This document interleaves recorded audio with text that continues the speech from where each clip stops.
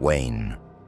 Pennsylvania always seemed like the kind of town where nothing exciting ever happened. It was quiet, predictable, the sort of place people described as a great place to raise kids.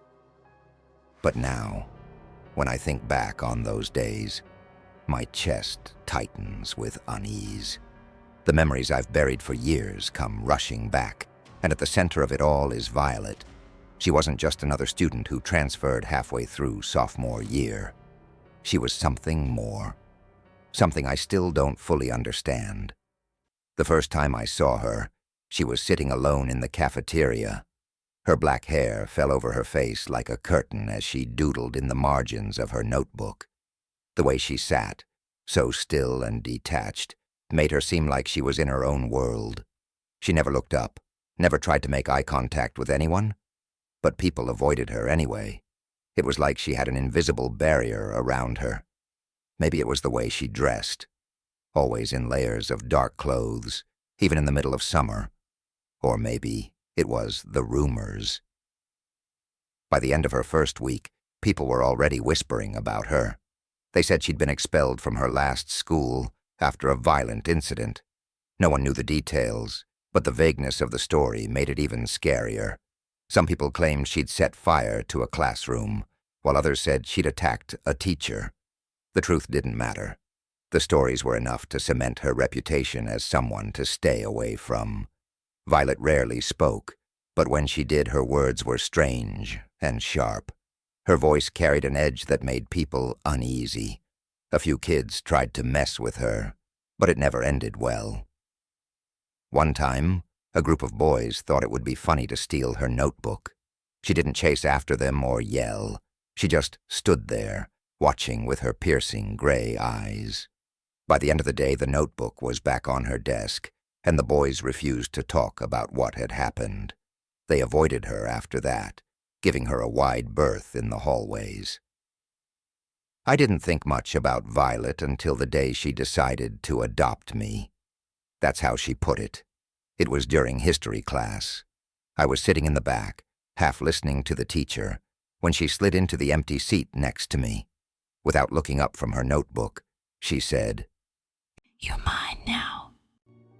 Her tone was calm, like she was stating a fact. I didn't know how to respond. It didn't feel like I had a choice. At first, I didn't understand what she meant. She started following me between classes, always keeping a few steps behind. She never said much, just hovered like a shadow. It wasn't comforting. When she did speak, it was about strange things. Shadows, the things she claimed lived in them and how she could see what others couldn't. She talked about watchers, as if they were real. I wanted to distance myself, but there was something about Violet that made it hard to pull away. My friends thought it was hilarious. Archie, my best friend, was the worst. He'd imitate Violet's monotone voice, whispering, "The darkness is watching," before bursting into laughter. I laughed along at first, but the jokes started to feel wrong after a while. It wasn't just the way Violet's presence unsettled me. It was the way she seemed to know things she shouldn't have been able to guess. Then the accidents started. It began with small things. Archie's car wouldn't start after he spent lunch making fun of Violet. Bobby, another friend, tripped and sprained his ankle during gym class after mocking Violet in the locker room. At first, I chalked it up to coincidence, but then Larry broke his arm in a freak accident during basketball practice. He swore he saw Violet standing in the shadows just before it happened. By that point, no one was laughing anymore. Archie stopped cracking jokes, and Bobby started avoiding Violet altogether. But Violet didn't seem to care about them. She stayed focused on me. She'd sit next to me in class, wait for me outside school, and say things like, "They're coming, but I'll protect you." Her tone was always calm, like she was reassuring me about something completely ordinary. I started noticing other things, too. Violet had a way of appearing exactly when I felt the most vulnerable. If I stayed late in the library, she'd be sitting at a nearby table. If I was walking home alone, she'd be there, trailing a few steps behind. She never offered an explanation for her behavior, and when I tried to ask, she'd just smile faintly and change the subject. One night, I woke up to a soft tapping at my window.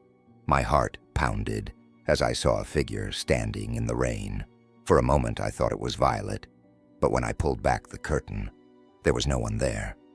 The next morning, I found a message written in black marker on the glass. You're safe with me. I tried to confront her about it the next day. She just stared at me with those unblinking eyes and said, It wasn't me, but they're getting closer. Stay near me and they won't touch you. After that, I started noticing her everywhere. She'd sit on the curb outside my house or appear at random spots in town. It was like she always knew where I'd be. My parents noticed, too. They asked if she was okay, if maybe she needed someone to talk to. I didn't know what to tell them. The truth felt too strange to say out loud. The breaking point came one night when Archie and I were hanging out in my room.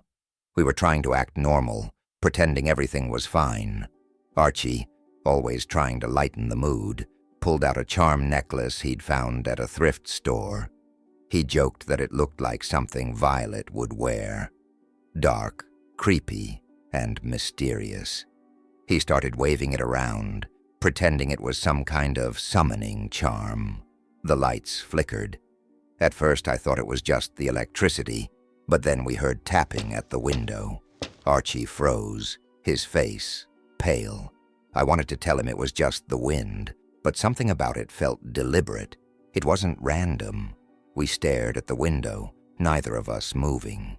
The tapping stopped, but then we heard the floorboards creak in the hallway outside my room. My heart pounded as I locked the door. Archie wanted to check it out, but I shook my head.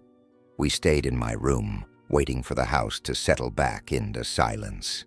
Eventually, it did. The next morning, I found a folded piece of paper under my bedroom door. My hands shook as I opened it. Inside were 5 words. They're always watching. Be ready. Archie refused to talk about what happened and stopped coming over. Our friendship faded, replaced by an uncomfortable silence. I didn't blame him. I wanted to forget, too. But Violet wouldn't let me. A few days later, she was waiting for me outside school.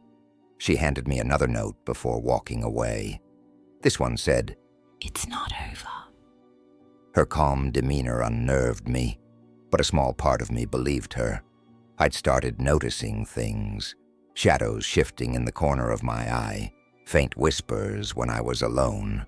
Maybe Violet was right. After that, Violet disappeared. Some said her family moved. Others thought she transferred to another school. No one knew for sure, and I didn't want to find out. But the tapping never stopped. Sometimes, late at night, I still hear it at my window. Soft, rhythmic, deliberate. And every time, I'm too scared to look. The memories linger, not just in my mind, but in the quiet moments when the shadows seem too long, and the silence too deep. I wonder if she's still watching somewhere, keeping her promise to protect me from whatever it was she saw, and maybe still sees.